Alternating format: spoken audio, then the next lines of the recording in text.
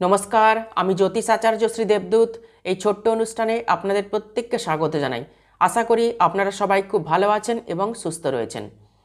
বৃশ্চিক রাশির 2025 সাল কেমন যাবে, বার্ষিক রাশিফল কেমন হবে, এই ইউটিউব চ্যানেলে রয়েছে। আজকে আলোচনা করব 2025 সালে বৃশ্চিক রাশির জাতক জাতিকাদের জন্য রাহু কেতুর প্রভাব কতটা পড়বে। আমাদের জীবন পরিবর্তনের জন্য যে 4টি গ্রহের ভূমিকা সবথেকে বেশি গুরুত্বপূর্ণ, প্রথম হলো কর্মফলদাতা ন্যায়ের কারক গ্রহ শনিদেব, দ্বিতীয় দেবগুরু বৃহস্পতি, তৃতীয় রাহু এবং চতুর্থ কেতু। এই 4টি গ্রহ 2025-এ রাশি পরিবর্তন করতে চলেছে এবং এই 4টি গ্রহ এক একটি রাশিতে অনেক দিন করে অবস্থান করে থাকে। কর্মফলদাতা ন্যায়ের কারক গ্রহ শনিদেব এক একটি রাশিতে 2.5 বছর করে অবস্থান করে থাকেন। দেবগুরু বৃহস্পতি এক একটি রাশিতে 1 বছর করে অবস্থান করে থাকেন। রাহু এবং কেতু এক একটি রাশিতে 1.5 বছর করে অবস্থান করে থাকেন। সুতরাং বুঝতেই পারছেন, বৃশ্চিক রাশি বা বৃশ্চিক লগ্নের জাতক জাতিকাদের উপরে রাহু কেতুর প্রভাব অতিরিক্ত মাত্রায় পড়তে চলেছে আগামী দিনে। রাহু কেতু 18ই মে 2025-এ রাশি পরিবর্তন করবে। 17ই মে 2025 পর্যন্ত রাহু কেতু বৃশ্চিক রাশির বা বৃশ্চিক লগ্নের জাতক জাতিকাদেরকে কি কি ফল দেবে এবং রাহু কেতু ট্রানজিট করলে, রাশি পরিবর্তন করলে আগামী 1.5 বছর বৃশ্চিক রাশি বা বৃশ্চিক লগ্নের জাতক জাতিকাদের উপর রাহু কেতুর প্রভাব কতটা পড়বে, কোন কোন দিক থেকে সুপরিবর্তন আসবে আর কোন কোন দিক থেকে বৃশ্চিক রাশি বা বৃশ্চিক লগ্নের জাতক জাতিকাদেরকে সতর্ক থাকতে হবে, বিস্তারিতভাবে আজকে এই ভিডিওতে আলোচনা করব। সুতরাং ভিডিওটি শেষ পর্যন্ত দেখার অনুরোধ রইল। বর্তমানে বৃশ্চিক রাশির জাতক জাতিকাদের শনির ঢাইয়া চলছে। 30শে মার্চ 2025-এ বৃশ্চিক রাশির শনির ঢাইয়া শেষ হয়ে যাবে। এটা অত্যন্ত ভালো একটি খবর, কিন্তু রাহু কেতু কতটা প্রভাব দেবে চলুন আলোচনা শুরু করা যাক।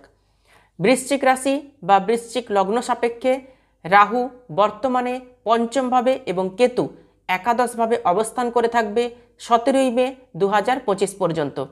18ই মে রাহু রাশি পরিবর্তন করে পঞ্চম ভাব থেকে চতুর্থ ভাবে এবং কেতু একাদশ ভাব থেকে দশম ভাবে প্রবেশ করবে। রাহু প্রেমজ সম্পর্কে এবং শিক্ষার্থীদের বিদ্যায় কিছু না কিছু সমস্যা ক্রিয়েট করিয়েছে এবং 17ই মে 2025 পর্যন্ত প্রেমজ সম্পর্কে এবং শিক্ষার্থীদের বিদ্যায় সমস্যা তৈরি করাবে। অতএব সচেতন থাকবেন, যারা প্রেম করছেন, যারা পড়াশোনা করছেন, বৃশ্চিক রাশি বা বৃশ্চিক লগ্নের জাতক জাতিকা, তারা কিন্তু কনসেন্ট্রেশনের সঙ্গে, মনোযোগের সঙ্গে পড়াশোনা করার চেষ্টা করবেন। কারণ রাহু বিভ্রান্তির কারক গ্রহ, মানসিক অস্থিরতার কারক গ্রহ।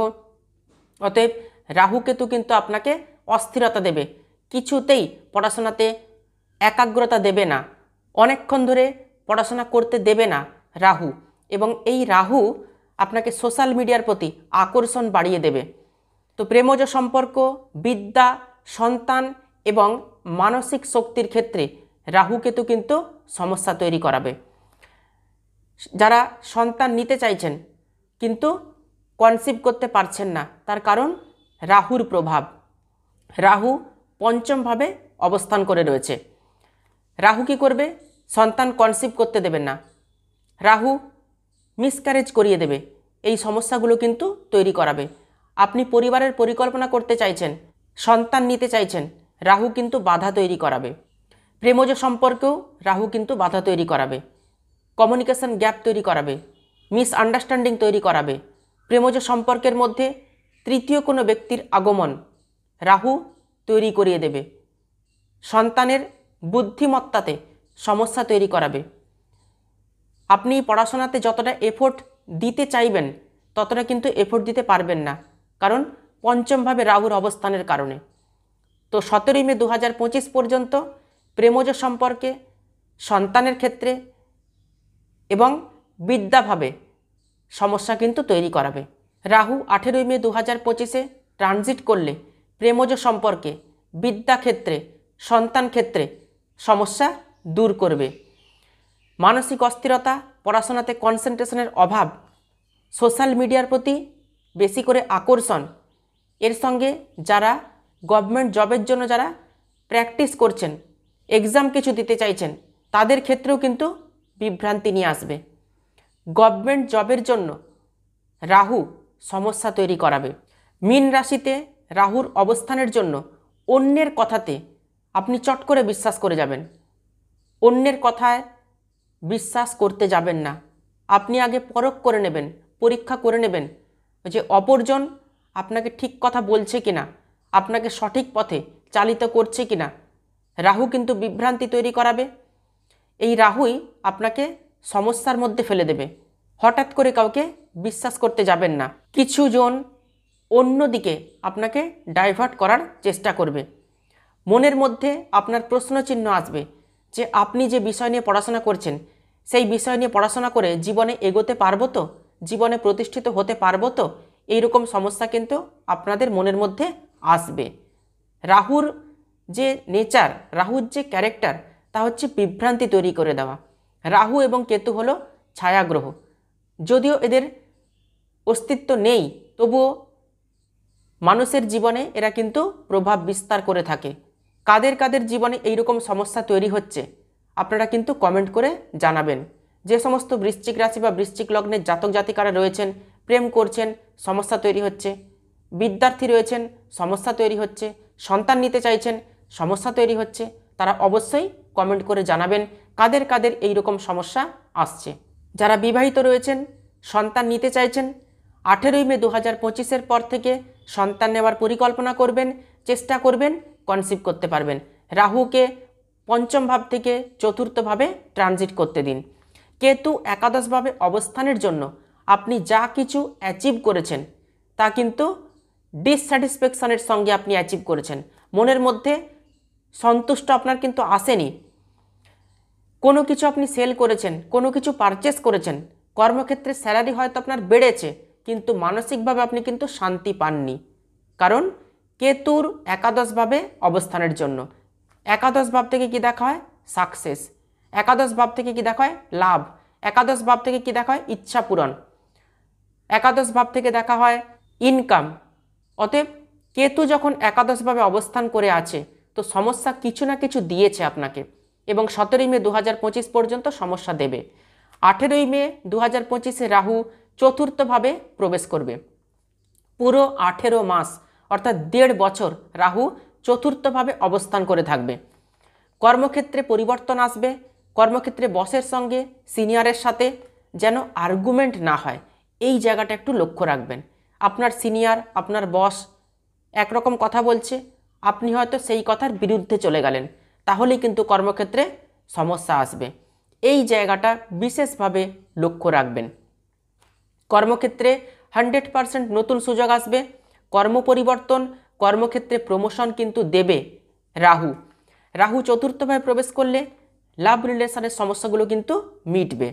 প্রেমজ সম্পর্কে ব্রেকআপ হয়েছিল, কমিউনিকেশন গ্যাপ তৈরি হয়েছিল, সেই সমস্যাগুলো কিন্তু রিকভারি হয়ে যাবে।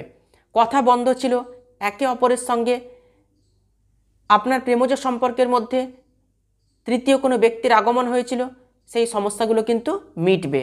প্রেমজ সম্পর্ক আগামী দিনে কিন্তু ভালো হবে 18ই মে 2025 থেকে। বিদ্যার্থীদের জন্যও কিন্তু ভালো সময় আসবে 18ই মে 2025-এর পর থেকে। মানসিকভাবে শক্ত থাকতে হবে, দৃঢ় থাকতে হবে। 17ই মে 2025 পর্যন্ত রাহু এবং কেতু ট্রানজিট করলেই বৃশ্চিক রাশি বা বৃশ্চিক লগ্নের জাতক জাতিকাদের জীবনে কিন্তু শুভ পরিবর্তন আসবে। চতুর্থভাবে অর্থাৎ সুখস্থানে রাহুর অবস্থান, একটু সমস্যা কিন্তু থাকবে।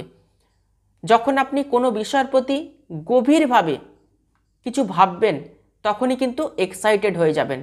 তার কারণ রাহু বিভ্রান্তির কারক গ্রহ, মানসিক অস্থিরতা দেয়। চতুর্থভাবে অর্থাৎ সুখস্থানে রাহুর অবস্থান, যখনই কোনো বিষয় নিয়ে আপনি গভীরভাবে ভাববেন, তখনই কিন্তু আপনার যে উত্তেজনা সেটা কিন্তু বেড়ে যাবে। অতএব কোনো বিষয় নিয়ে গভীরভাবে চিন্তা করতে যাবেন না, গভীরভাবে কোনো বিষয় নিয়ে চিন্তা করবেন না আগামী 18 মাস। কোনো গাড়ি কিনছেন, বাড়ি কিনছেন, ফ্ল্যাট কিনছেন, কোনো কিছুতে ইনভেস্ট করছেন, অতিরিক্ত মাত্রায় এক্সাইটেড হবেন না, উত্তেজনা কিন্তু বাড়াবেন না, মানসিক স্থিরতা রাখবেন। এক্সাইটেড হলেই রাহু কিন্তু নেগেটিভ প্রভাব দেবে আপনাকে। ধৈর্য রাখবেন, যে কোনো গুরুত্বপূর্ণ সিদ্ধান্ত নেবেন খুব ভাবনা চিন্তা করে নেবেন, পরিবারের সাথে পরিজনের সঙ্গে আলোচনা করে তবেই যে কোনো গুরুত্বপূর্ণ সিদ্ধান্ত নেবেন। 18ই মে 2025-এর পর থেকে বৃশ্চিক রাশির বর্তমানে ঢাইয়া চলছে, 30শে মার্চ 2025-এ ঢাইয়া শেষ হয়ে যাবে। তবে একটা জায়গাতে একটু সতর্ক থাকবেন, মায়ের শরীর স্বাস্থ্যের দিকে বিশেষভাবে লক্ষ্য রাখতে হবে এবং মায়ের সঙ্গে সম্পর্ক যেন ভালো থাকে। আপনার মা এক কথা বলছেন, আপনি হয়তো আরেক কথা বলছেন, মতের অমিল হতে পারে, মতবিরোধ মতপার্থক্য এগুলো কিন্তু আসার প্রবল সম্ভাবনা রয়েছে রাহুর চতুর্থভাবে অবস্থানের ফলে। যখনই আপনি কোনো জায়গা জমি কিনবেন, গুরুত্বপূর্ণ সিদ্ধান্ত নেবেন, খুব ভাবনা চিন্তা করে তবেই নেবেন। প্রতারিত হতে পারেন, ধোঁকা আসতে পারে, হঠাৎ করে চটজলদি কাউকে বিশ্বাস করতে যাবেন না। এমনিতেই বৃশ্চিক রাশি বা বৃশ্চিক লগ্নের জাতক জাতিকারা একটু সেন্টিমেন্টাল হয়, একটু ইমোশনাল হয়, অতএব সতর্ক থাকবেন। রাহু কেতু আগামী দিনে কি কি ফল দেবে বৃশ্চিক রাশি বা বৃশ্চিক লগ্নের জাতক জাতিকাদেরকে আলোচনা করলাম। ভিডিওটি ভালো লাগলে ভিডিওটিতে অবশ্যই একটি লাইক করবেন আর ভিডিওটি আত্মীয় স্বজন বন্ধু বান্ধবদের মধ্যে প্রচুর শেয়ার করবেন।